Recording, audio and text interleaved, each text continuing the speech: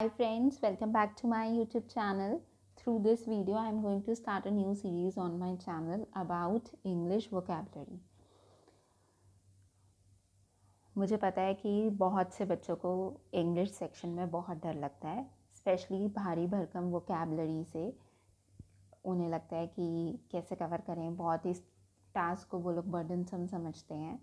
सो मैं अपनी तरफ से कोशिश करूँगी कि मैं ज़्यादा से ज़्यादा वोकैब कवर करा सकूँ.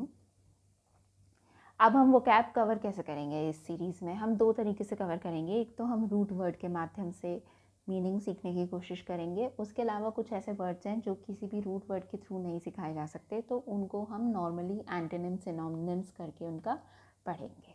अब मुझे आपकी तरफ से रिक्वायरमेंट क्या क्या चाहिए? मैं चाहती हूँ आप सब मेरे साथ इस वीडियो में एक नोटबुक और पेन लेकर बैठें. जिस तरह मैं लिख रही हूँ आप भी साथ में लिखते चलें. मैं ज़्यादा कुछ भी अननेसेसरी नहीं लिखूँगी. बहुत काम की बातें लिखूँगी, काम के वर्ड्स लिखूँगी. आप उनके नोट्स अपने बनाते रहिए, क्योंकि जब भी आप रिवाइज़ करेंगे तो आप अपनी नोटबुक से रिवाइज़ करना. बार बार वीडियो को देखने की ज़रूरत नहीं है, क्योंकि आप लोग यूट्यूब पर आते हो रिवाइज़ करने के लिए और फिर डिस्ट्रैक्ट हो जाते हो, घंटों घंटों डूम स्क्रॉलिंग करते रहते हो और आपका बहुत समय बर्बाद हो जाता है. राइट? अगर आप इस चीज़ से रिलेट कर पा रहे हैं तो प्लीज़ अपने नोट्स बनाइए साथ साथ में. नोट्स बनाने से क्या होगा? सबसे पहली चीज़ तो ये होगी कि आपके काफ़ी सारे सेंसरी ऑर्गन्स इसमें इन्वॉल्व होंगे. आपकी आंखें देख रही होंगी, हाथ लिख रहा होगा, मुंह बोल रहा होगा, कान सुन रहे होंगे मेरी आवाज़. सो जब भी हमारे इतने सारे सेंसरी ऑर्गन्स किसी भी एक्शन में इन्वॉल्व होते हैं तो चांसेस बढ़ जाते हैं कि वो इन्फॉर्मेशन हमें ज़्यादा लंबे समय तक याद रहती है, हम उसको रिटेन कर पाते हैं. दूसरी चीज़, आपके नोट्स बन जाएंगे. एग्ज़ाम से पहले आप जस्ट अपनी नोटबुक को गो थ्रू करेंगे और रिवाइज़ कर पाएंगे. तीसरी चीज़ क्या होगी कि आपको स्पेलिंग्स याद हो जाएंगी. आपका जब भी डिस्क्रिप्टिव सेक्शन आप उसके लिए अपीयर करेंगे तो उसमें स्पेलिंग मिस्टेक नहीं होंगी. सो बहुत ज़रूरी है कि आप अपने हाथ से ये सारी स्पेलिंग्स लिखिए, इन वर्ड्स से दोस्ती कीजिए. सो चलिए अब हम इस वीडियो में आगे बढ़ते हैं और वोकैब सीखने की कोशिश करते हैं. सो पहला जो मेरा रूट वर्ड है इस वीडियो के लिए वो है फिट. अब फिट का मतलब क्या होता है? इसका मतलब होता है ट्रस्ट और फेथ.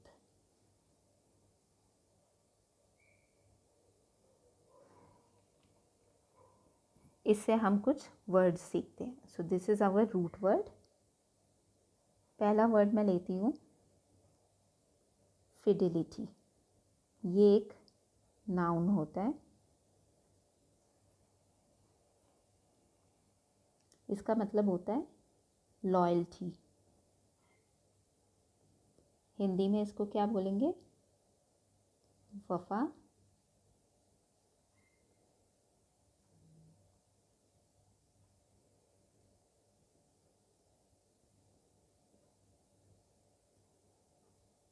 वफादारी.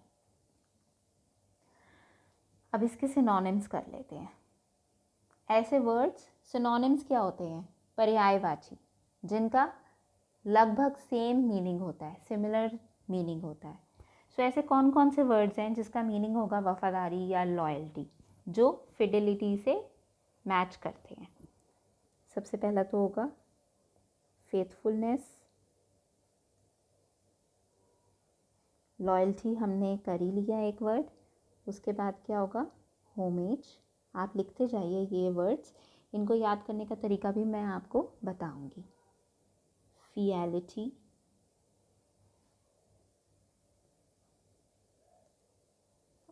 ओबेसेंस.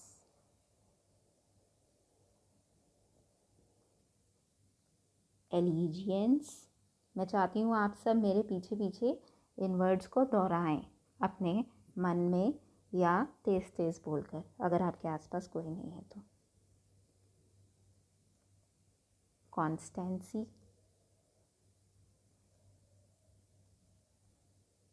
ड्यूटीफुलनेस. अब हम इन्हें याद करने का तरीका समझ लेते हैं. फेथफुलनेस तो हम जानते ही हैं सब, लॉयल्टी है. मैं कलर चेंज कर लेती हूँ. होमेज. होमेज बेसिकली क्या होता है? रिस्पेक्ट होता है। We are loyal towards our home और कंट्री, तो हम उसकी रिस्पेक्ट करते हैं। फियलिटी, इसका मतलब भी है लॉयल्टी। अब नेक्स्ट वर्ड आते हैं ओबीसेंस। ओबेसेंस को हम कैसे याद कर सकते हैं? ओबे से याद कर सकते हैं। ओबे करना मतलब आज्ञा का पालन करना। आप किसी की आज्ञा का बहुत दिनों से पालन कर रहे हैं, तो इसका मतलब क्या है? आप वफादार हैं, आप ड्यूटीफुल हैं, आप ड्यूटीफुल हैं। याद रखिएगा, ड्यूटीफुल में टी के बाद आई आता है, वाई नहीं आता है। सो कंट्री के प्रति ड्यूटी निभा रहा है, मतलब बहुत वफादार है। नेक्स्ट क्या है? एलिजियंस। अब इसको आप कंफ्यूज मत करना एलिगेशन से। एलिगेशन मतलब क्या होता है?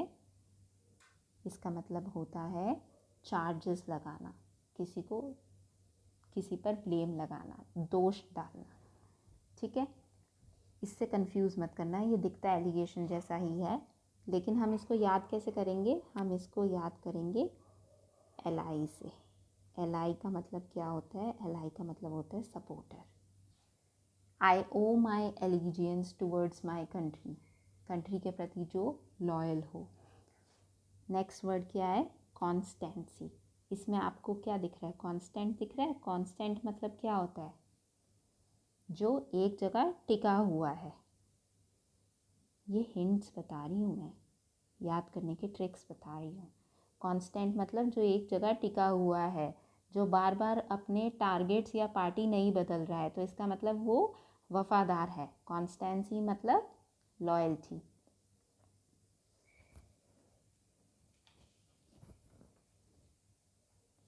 अब हम आते हैं इसके एंटोनिम्स पे। एंटोनिम्स, एंटोनिम्स क्या होते हैं? वो वर्ड्स जो कि ऑपोजिट मीनिंग में। अभी हमने क्या सीखा? लॉयल्टी, वफादारी। इसका ऑपोजिट क्या होता है? गद्दारी। तो अब हम वो वर्ड सीखेंगे जिनका मतलब है गद्दारी। सो पहला तो है इनफिडिलिटी। फिड इसमें हमारा रूट वर्ड है, जिसका मतलब होता है ट्रस्ट, और साथ में क्या आ गया? इन आ गया। इन मतलब होता है कुछ नेगेटिव, जो कि नेगेटिव सेंस दर्शाता है। कंप्लीट का मतलब क्या होता है? पूरा। इनकम्प्लीट क्या होता है? जो पूरा ना हो। उसी तरह फिडिलिटी मतलब लॉयल्टी, और इन आ गया है तो मतलब उसका ऑपोजिट, तो क्या हो जाएगा? गद्दारी, डिसीट,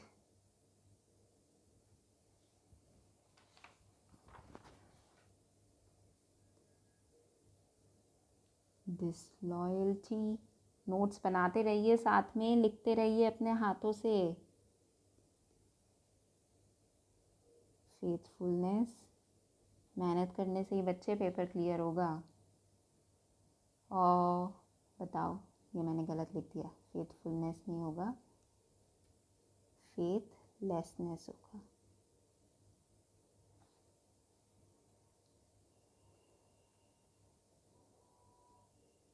ट्रीजन,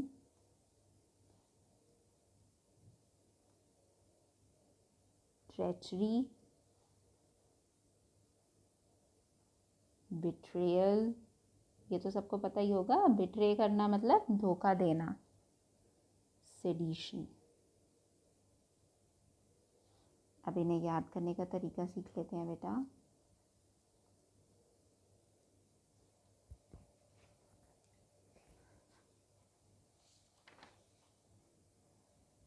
डिसीट मतलब डिसीव करना, मतलब धोखा देना किसी को। डिसलॉयल्टी गद्दारी, फेथलेसनेस भी गद्दारी होगा। अब ट्रीसन, इसको याद करने का तरीका क्या है? उसके पास कोई रीज़न नहीं था। जब किसी के पास कोई रीज़न नहीं होता है तो वो क्या होता है? अनएथिकल होता है। उसने कोई अनएथिकल काम किया होता है जिसके लिए वो सही आपको रीज़न नहीं दे पा रहा है, उसको एप्रोप्रिएटली जस्टिफाई नहीं कर पा रहा है, तो इस तरह से हम याद कर सकते हैं। उसके पास कोई रीज़न नहीं था, तो रीज़न मतलब गद्दारी। देन ट्रेचरी, ट्रेचरी इसको याद करने का तरीका क्या होगा? ट्रेजरी होता है, ट्रेजर मतलब क्या होता है? खजाना, खजाने को लूट लिया, गद्दार निकला और उसने सारा खजाना लूट लिया। बिट्रेयल गद्दारी। सिडिशन, सिडिशन मतलब होता है देशद्रोही, sedition.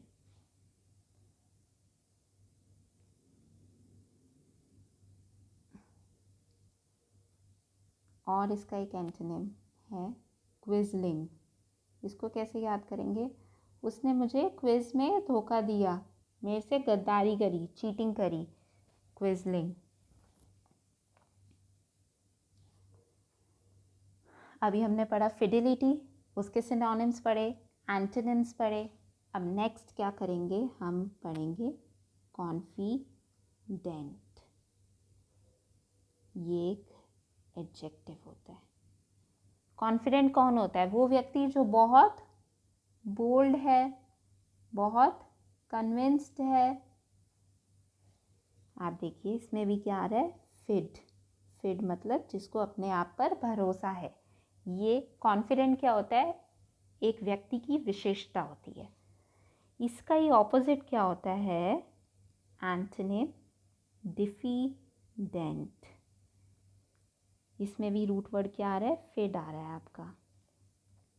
Diffident is someone who is very shy, hesitant है, हिचकिचाता है, अनविलिंग है,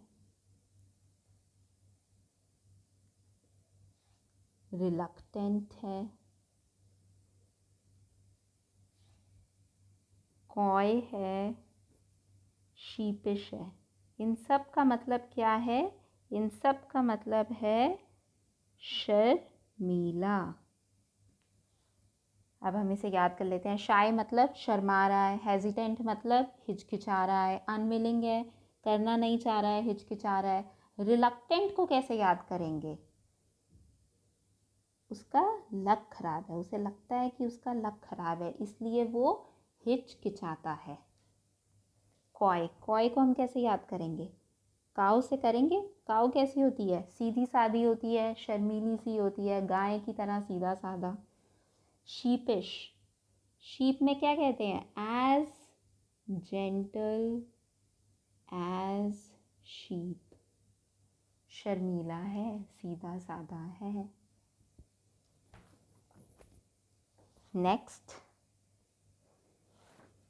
अब हम आते हैं बोनाफाइड। हमारा एक नेक्स्ट वर्ड है बोनाफाइड। इसमें भी फिड आ रहा है। बोनाफाइड क्या होता है? जो आपने सुना होगा ना, बोनाफाइड सर्टिफिकेट्स प्रमाणित है, वेरीफाइड है,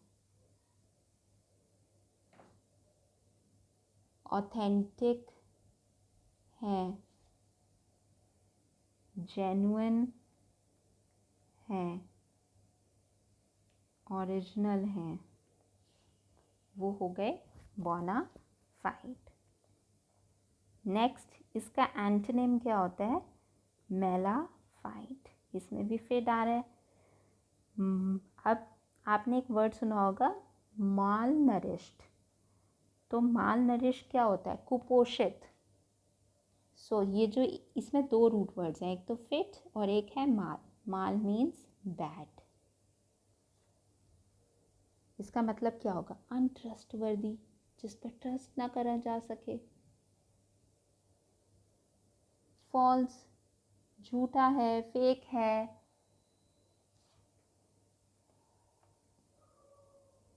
इसमें एक और वर्ड आता है बेटा, अक्रेडिटेड। आपने सुना होगा ना, यूनिवर्सिटीज़ होती हैं एक्रेडिटेड, जिन्हें मान्यता प्राप्त होती है। क्रेडिट मतलब ही होता है भरोसा करना। हम किसी को उधार देते हैं तो क्यों देते हैं? क्योंकि हम उस पर भरोसा करते हैं। रियल भी इसका एक सिनोनिम हो सकता है।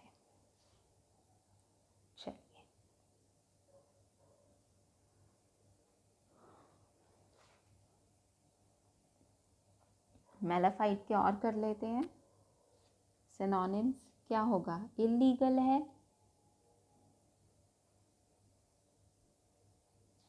बोगस है, बोगस मतलब भी होता है फॉल्स, फैलासी। लिखते जाइए, नोट्स बनाते जाइए। फोर्ज्ड, सुना होगा ना, फोर्ज्ड सिग्नेचर्स, ये एक एग्जाम्पल है। झूठे साइन, नकली साइन। करता तो नहीं है ना आप में से कोई अपने माता पिता के साइन कॉपी? स्पूरियस, काउंटरफीट, सुना होगा इसका मतलब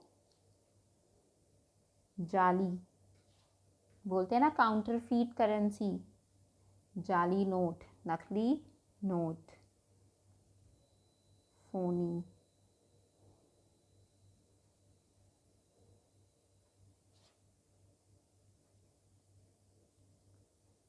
फेक, एपोक्रिफल,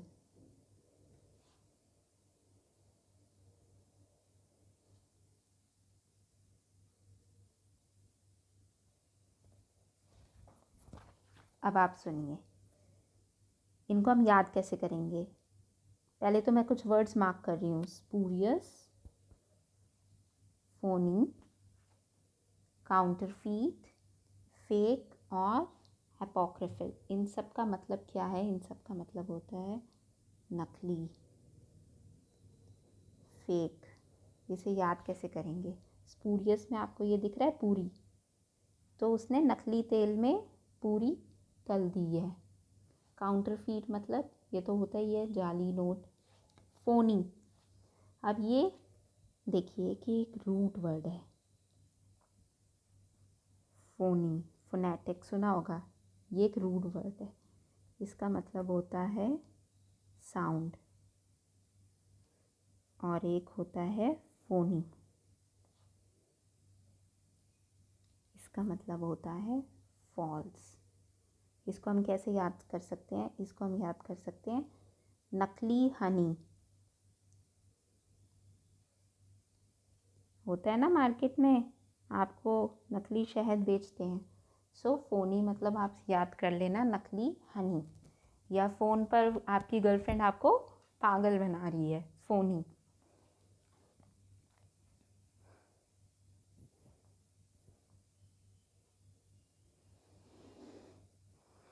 चलिए आगे चलते हैं। अब हमने ये करा है ना, एक और ऐसे वर्ड्स करा देती हूँ जो मेरे दिमाग में आ रहे हैं। काउंटरफीट तो मतलब आप समझ गए हैं, फॉल्स, जाली। एक होता है सरफीट, सरफीट मतलब होता है अबंडेंट, भरपूर मात्रा में, सर से फीट तक भरा हुआ है। ये इसकी ट्रिक है याद करने की। सर से फीट तक, सर से पाँव तक भरा हुआ है, अबंडेंस, बहुत ज़्यादा मात्रा में। देन एक नेक्स्ट होते हैं 4 फीट। इसका मतलब क्या होता है? सीज कर लेना, जब्त कर लेना। आपकी प्रॉपर्टी सीज़ कर ली जाती है किसी पेनल्टी के तहत। आपने कुछ गलत काम किया है तो आपकी जितनी भी वेल्थ है, आपके शेयर्स हैं, प्रॉपर्टी है, उन सबको जब्त कर लिया जाता है। सो 4 फीट मतलब होता है सीज़ करना। अब सीज़ से ही मुझे कुछ और वर्ड्स याद आए। सीज़, एक ये होता है सीज़, इसका मतलब क्या होता है? स्टॉप। आपने न्यूज़पेपर में कई बार पढ़ा होगा सीज़ फायर, कि गोलीबारी नहीं होगी, ना इंडिया की तरफ से ना पाकिस्तान की तरफ से।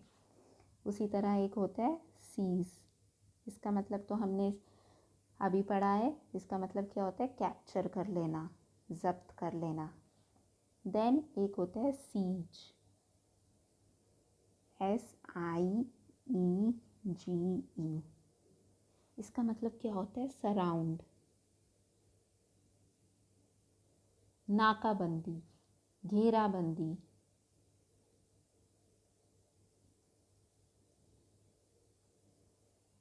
आर्मी ने घेराबंदी कर ली, सराउंड कर लिया। ओके, अब हमने एक वर्ड पढ़ा था कॉन्फिडेंट, ऐसा व्यक्ति जिसे अपने पर बहुत भरोसा है। तो ये तो एक इंसान की विशेषता बता रहा है, एडजेक्टिव है ये। उसी तरह एक होता है कॉन्फिडेंट। कॉन्फिडेंट क्या होता है? ये हमारा वो ट्रस्ट वर्दी फ्रेंड है जिसे हमारे सारे राज पता है, जो आपके सारे कर्म कांड जानता है। एक ऐसा इंसान जो आपका हमराज है, जो आपका राजदार है। इसमें भी क्या आ रहा है? फिट, जिस पर आप भरोसा करते हैं, कॉन्फिडेंट। इसको क्या बोलेंगे? कॉन्फिडेंट। और ये क्या है? ये एक नाउन है। फिर आता है कन्फाइड। कन्फाइड क्या होता है? अपनी बातें उस व्यक्ति से शेयर करना जिस पर आपको भरोसा है। To share secrets with someone whom you trust. Confide, ये एक वर्ब है। एक और होता है एफिडेविट। बनवाते हैं ना हम लोग एफिडेविट। क्या होता है? वो एक प्रमाणित सर्टिफिकेट होता है। इसमें भी क्या आ रहा है? फिट आ रहा है। वेरीफाइड, भरोसेदार, जिसमें फेथ हो, भरोसा कर सकें, ऐसा डॉक्यूमेंट, डॉक्यूमेंट ऑफ अफर्मेशन और ट्रस्ट। अभी तो ये सिर्फ मैंने आपको मीनिंग्स बताए हैं, आप ये सब खुद लिख लीजिए, नोट्स बना लीजिए। इसके बाद क्या करेंगे? हम लोग क्विज़ेस करेंगे।